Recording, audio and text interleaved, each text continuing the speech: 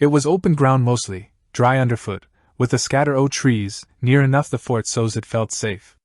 Osceola didn't come slinkin' in like no whip dog. He walked tall and calm, with a passel o' Seminole headmen behind him.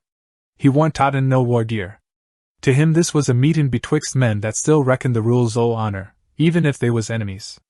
When Osceola and his boys got close enough, the signal was give. Soldiers riz up from hidin' places like jack-in-the-boxes, guns up, and the circle snapped shut. There warn't no fight. There warn't no warning. Just a quick, slick move, and Osceola was ringed round. Folks that seen it said for a spell he didn't even twitch. He knowed right off what they'd fixed for him. He didn't run. He didn't shoot. He didn't holler. He just looked. The soldiers said that look was heavier than any rifle ball. One officer owned up later. He didn't look beat. He looked betrayed. They clapped irons on him and put him under guard. No fuss, no speeches. Then they hauled him south and finally to the stone jail at Fort Marion, cold walls a long ways from the swamps where he'd been free. In that captivity Osceola took sick with the consumption. He died there in 1838, far from his people. His catchin' stirred up a powerful fuss even amongst the whites. Some called it needful, others called it downright shameful. But the Seminoles knowed it warn't no American victory. It was a break-in o' honor.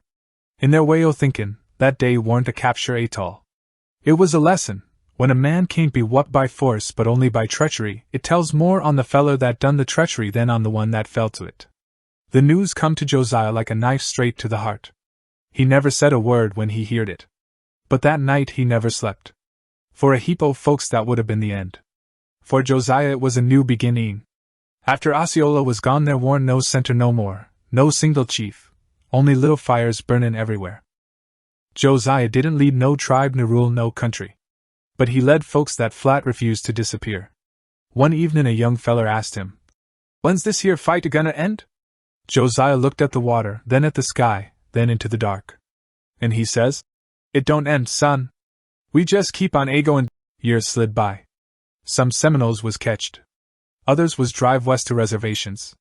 Some was pushed along them long roads under guard toward what folks later called the Trail o' Tears. But not all. Josiah watched them go.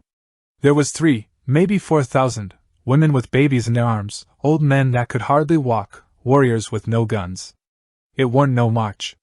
It was a wipin' out.